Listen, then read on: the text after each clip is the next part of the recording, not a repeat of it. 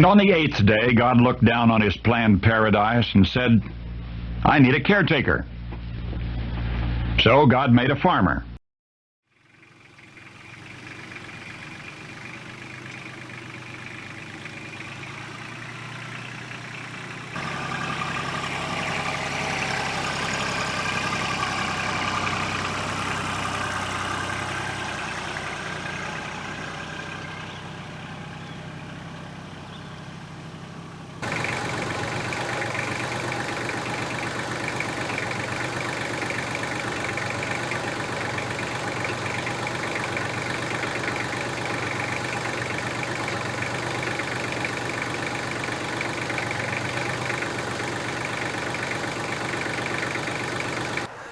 Howdy folks, I'm Darren.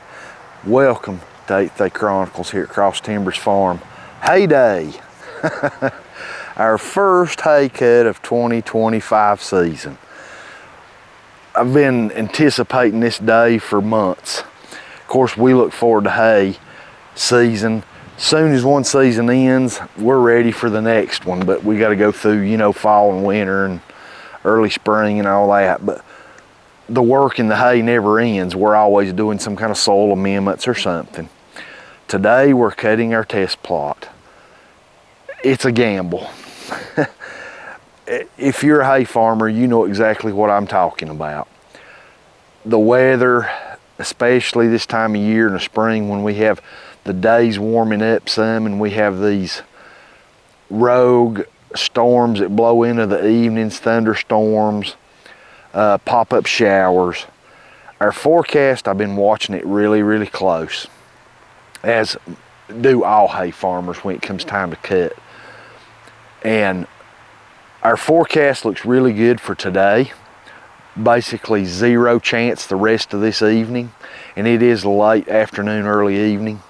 We like to cut our hay late of the evening for the best sugars and starches and nutrients in that hay and those grasses before nighttime comes and they start consuming those through the stomatal openings close and they start consuming those sugars and starches through the night.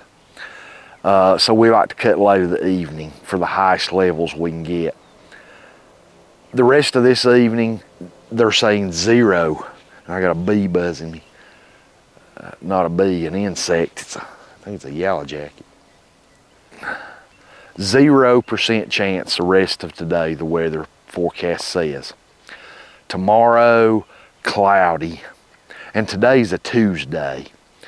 Tomorrow, no rain chances, basically, like 5%, but cloudy. They're saying overcast all day. Here's the kicker. Thursday, they're saying like 40% chance of some afternoon pop-up showers. That's 60% chance it's not going to do anything.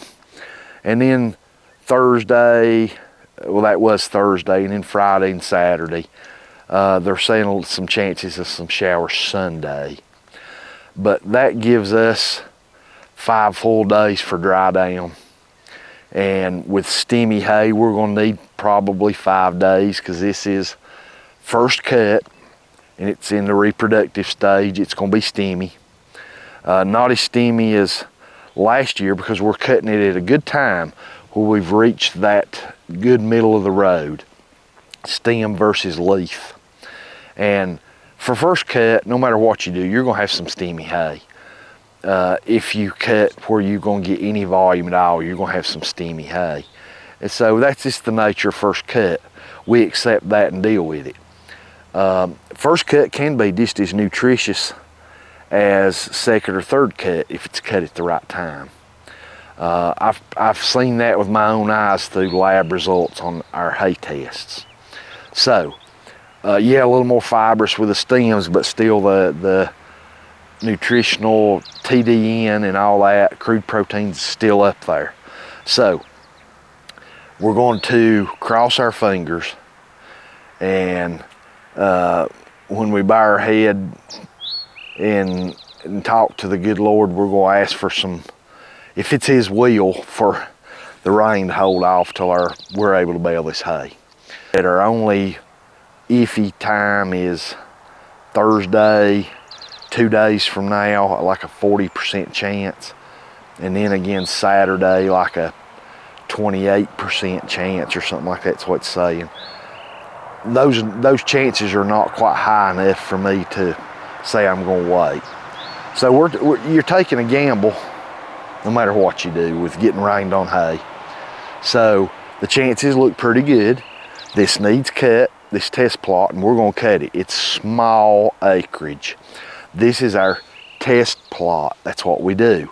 We use this for our school to learn about our ground, about our soil, and we try different things in this test plot to further our hay production in the rest of our fields. And this test plot looks fantastic. I'll spin the camera around a minute and give you a quick shot of it. If you watched our video from yesterday, prepping everything for today, you saw it. It looks really, really good. Should be very high quality hay for first cut. So we've got the drum mower already set up. We done that yesterday. We got it all leveled, and I actually took the blades off that drum mower and took them to my shop and hand filed them and got them sharp. And I switched the blades. When you take the blades off this drum and put them on this drum, then it's cutting on the other side of that blade, and those blades cut on both sides. They're beveled on both to cut. After so much use of turning one way, you'll notice them starting to get wore down a little bit, and you can switch them and have a whole lot more life left in your blades. So I sharpened them and rotated them. So that's good. The gear oil and the gearbox has been checked. Everything looks great. It's not been ran since early last fall, but everything looks good. All we gotta do is hook up our PTO shaft and we're ready to start cutting hay. Stick with us. All you hay farmers out there, all you tractor enthusiasts, we're starting hay season. I don't want to read on the news somewhere that one of you guys was in a tractor accident. I understand accidents can happen to the best of us, the most experienced. Do not get complacent in that tractor seat. Hay season's getting ready to start around the country. And think safety. Do not mow hay somewhere so sloped that it's dangerous. Do not get your tractor on a hill where a rollover could happen. Know your field. Don't be mowing hay and have a tire drop off in a sinkhole. Whatever the case may be, and roll your tractor over. Be safe with your implements. 3 months ago in this area of western North Carolina, we had a very beloved member of a community get killed on a tractor. And I don't know none of this firsthand, but I was initially told that he got caught in a PTO shaft. Then I heard some conflicting stories that it was a rollover and other things. But regardless, it was tragic. No matter how it happened, tragic. Put that roll bar up, put that seat belt on, and please, I see so many times on YouTube, on farming channels, folks climbing on a tractor with that roll bar halfway back, with it not up at all, no seat belt on. And one of the worst things I see is folks with a camera somewhere aimed at their implement, and you will start watching it, and the first thing I notice, there is no guard on that PTO shaft. There has been, throughout history of tractors and implements, there have been so many unnecessary deaths and tragic accidents because somebody was using a bare PTO shaft. If your PTO shaft does not have a cover on it, goodness gracious, take your PTO shaft to a farm implement store, a tractor dealership somewhere, and buy you a cover for that thing. They're not expensive. Do not run an implement, a PTO powered implement, without a guard on your PTO. Man, it's so dangerous. I couldn't tell you how many times I've seen folks using old PTO shafts, and there's nothing wrong with it if it's old, if it's in good mechanical condition. But they got no guard on it. It's just that shaft spinning. You can see I'm gonna take the camera off and just show you this guard.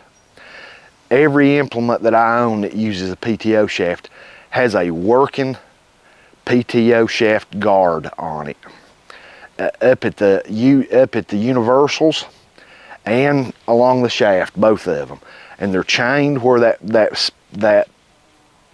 cover can't take off rolling with the shaft. Folks, you can see my PTO shaft has got the cover on it, and it's chained. It's chained in the front and in the back with the covers over both universal joints and a cover over the shaft. And make sure you got your shaft turned the right way.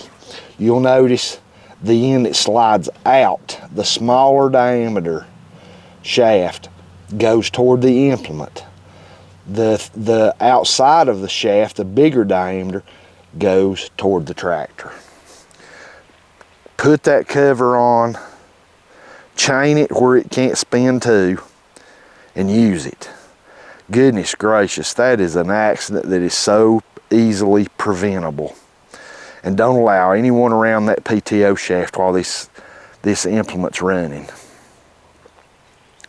If someone has to come into this area, anywhere around your implement, that PTO power should be turned off where nothing is spinning. There's no power going back out of your PTO back to the implement. If it's got power to it and it's running, nobody needs to be around right in that area. Put that roll bar up, put that seat belt on, and use common sense. Just can't stress that enough. With hay season coming on, I wanted to take just a moment before we get started mowing this hay to encourage everyone that's going to be cutting hay this summer or this year, or using a bush hog or anything on a tractor. Be safe. Use every available safety measure that your tractor has that you can implement yourself to be safe. If you're bush hogging, put you on some glasses. Even mowing hay, I put on glasses because objects can and often will go flying out from under that skirt. Be safe. Don't get near that PTO shaft or while the power's coming from the tractor through the PTO to the implement. Stay away from it. Don't let anyone else near it. Keep a guard on that thing. If you don't have one, man, I see that so often and I just cringe when I see it. If you don't have a guard on your PTO shaft, please run by a Tractor Supply store or a Rural King or your local hardware store, a Deere dealership, a Kubota dealership, anywhere that sells tractor implements and equipment, and pick you up a cover for your PTO shaft. Take it with you, get one fitted to it and get it put on. If you don't know how to put it on, let the dealership put it on for you.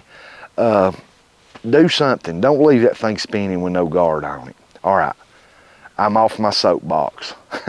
Let's get cutting hay.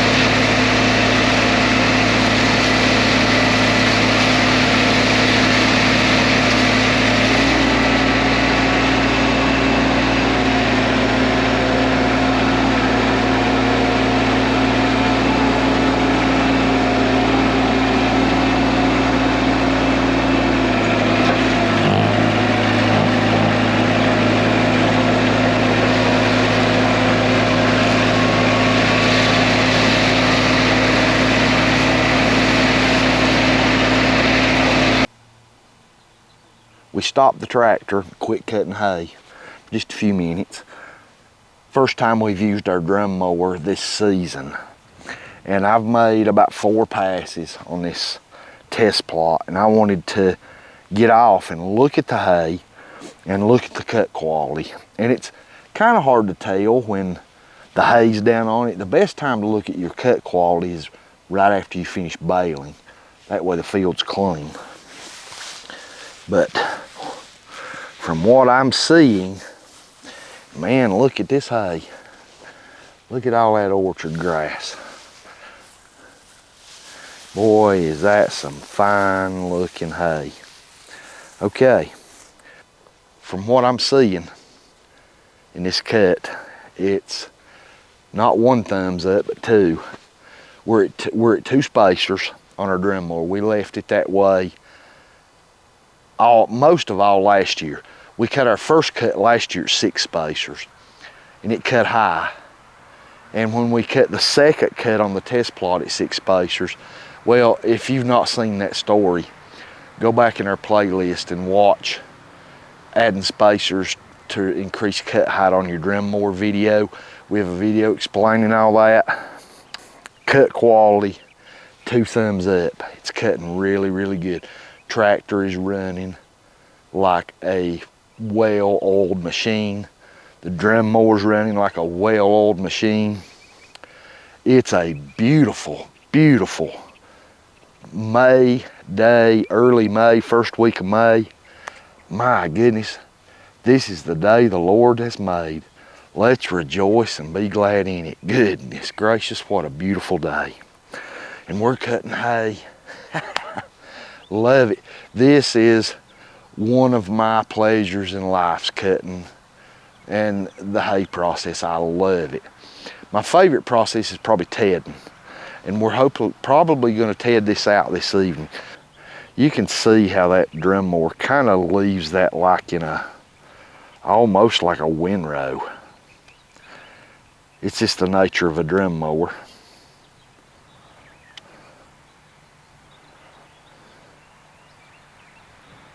So we'll ted this out hopefully. Good Lord willing, the creek don't rise. We'll be tedding this out here just in about an hour. It's looking really good.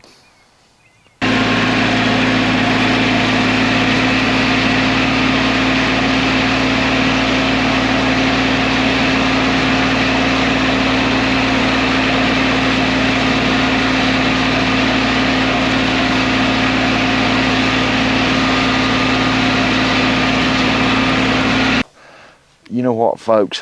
When you're out cutting hay, Oakley's loving the petting. When you're out cutting hay or you're going fishing or whatever, just take a few minutes. Get off your tractor and just sit down and enjoy a beautiful day like this. And just count your blessings. How blessed we are to live in a place and in a country where we have these freedoms. Whether you're fishing or hiking or camping or just sitting out on your front porch in your rocking chair, enjoying a beautiful day. Let's just stop and give thanks to our Creator and for blessing us the way that He's blessed us, and just enjoy it. Just enjoy it. There was a country music group called Alabama, and they sung an old song called I'm in a Hurry. And the words to it kind of went like I'm in a hurry and I don't know why. Slow down. Enjoy your day. Enjoy the beauty that God's give around us. And just enjoy your day. It's good. It's good for the soul. And it honors our Creator. Just recognize Him for who He is and what He's given us and the blessings that He pours out on us every day.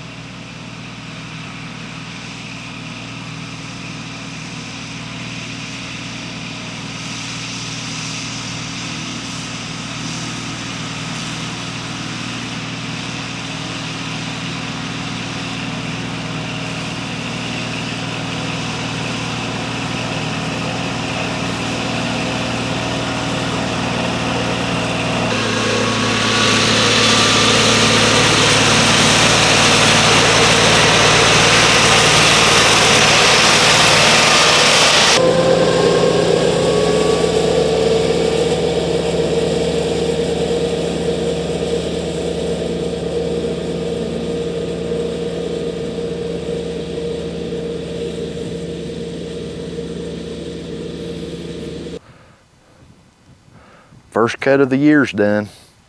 2025 hay season. The actual process of haying is underway. I enjoy cutting this test plot. It's small and I can do it slow. I can really listen to how all my machinery's running. I have had folks ask me, Darren, why don't you wear some earmuffs to protect your hearing? I want to hear that equipment running. If something starts to go wrong with a lot of this equipment, if you've run it long enough, you can tell a change, in even a slight change in the sound of your equipment, to know something is maybe starting to not run exactly right. So I like to be able to hear it. Everything ran great. The little tractor ran great. The drum mower ran great. First cut of hay is down. Even though it's small, it's our test plot.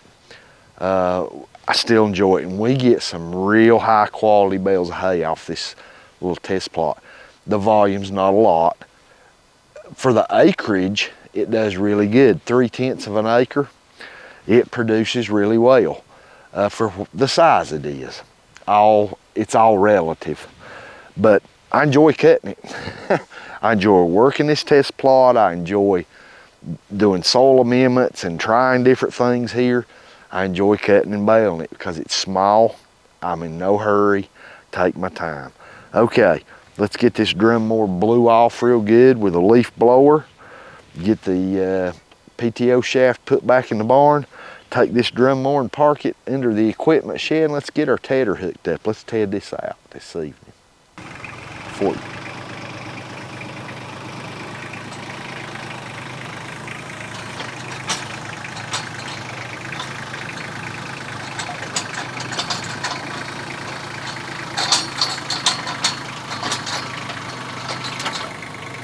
First hay of 2025 is on the ground. Now, we've parked the drum mower under the equipment shed, got it cleaned up, blowed off, all that good stuff. Got out my favorite piece of hay equipment, our Rhino PT207 2-basket hay tedder. I enjoy tedding, my favorite part of the hay process. We bought this tedder a couple years ago, and good grief, it's paid for itself 20 times over. We got a heck of a deal in it because we bought it used. We found a really good piece of equipment that some folks in another state were selling it because they were upgrading to larger hay equipment and going from square bales to up to large rounds and doing a lot more acres, and they needed a bigger tedder. They sold this one and we bought it. We got it for less than half what a new one would cost. And when we bought this thing, good grief, it looked about like a brand new one and ran as good as a brand new one, still does. We've checked everything in it, all the grease, everything of that nature. The PTO shaft's hooked up and ready to go. All we gotta do is adjust our tines to the ground, and we're gonna get started tedding hay. If you don't ted your hay, you should consider it.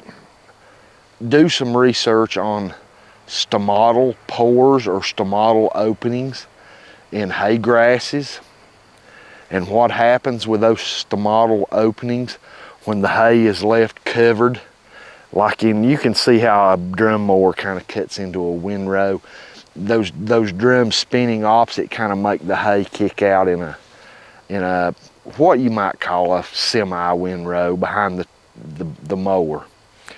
If you use any kind of mower that does that, or even if it doesn't and your hay's thick and when you cut it, there's hay going down and hay on top of hay, that hay underneath's not into the sunlight. Even if you cut of the morning, which we don't do, but if you did, the hay grasses will consume sugars and starches and things like that at night. And during the day, those stomatal openings are open and taking in sunlight and all that good stuff and converting it into sugars and starches. when you cut your hay and all of a sudden it gets covered by more hay, that grass gets covered, all of a sudden it thinks it's dark. And it will go to consuming those sugars and starches. Spread it out. Within everything that I've read and studied, within 24 hours, get it spread out to preserve your nutrients in your hay grasses the best you can. So we got about an hour, maybe hour and a half of daylight left. We're gonna get this tedded out. Small acreage, we can ted it really fast. I wished it took a little longer because I enjoy tedding. All right, before it gets any later and the sun's still out, let's get this hay spread out. It's all part of the premium hay process.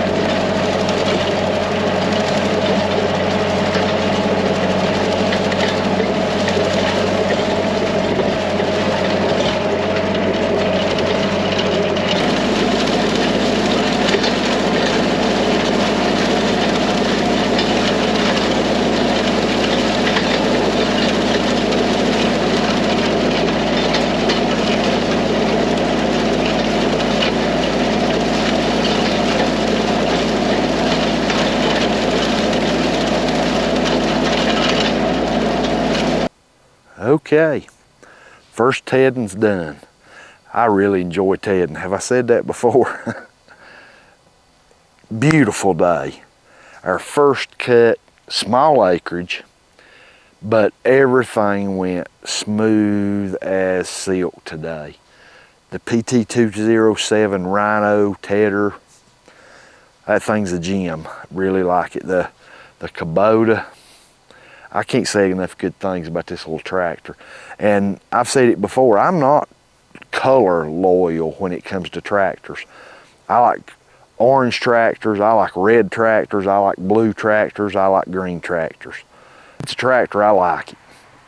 But I will say, this little Kubota L3200, this thing has been a workhorse on this farm, and it's never complained the first time. I can't say anything bad about it at all. Thanks for being with us today. We got our first cut of hay down for 2025. We're hoping on this test plot to get 3 cuts. Last year we got 4 off of it. We're not going to do that again. I think that stressed that grass going into winter. We're going to leave it a little long for winter, so we're going to space them out and try to get 3 cuts off of it, because this is primo prime hay. It is good stuff. I'm going to bend over here to look at that. Just right at my feet. Orchard, tall fescue, Timothy, and red clover, and some Kentucky bluegrasses in it. Not a lot, but some. Man, that is prime hay. Even though it's stemmy. It's not as stemmy as some, because we've cut it at a good time, where that middle of the road where too much stems versus not enough volume. or you get more volume, but you're going to get a lot more stems. So we've cut it at that middle of the road, and it's first cut, so it's going to have stems. But let's hope dry down goes well. Thanks for being with us. I really appreciate it, and I pray God blesses you and your family, and I pray y'all have a fantastic day.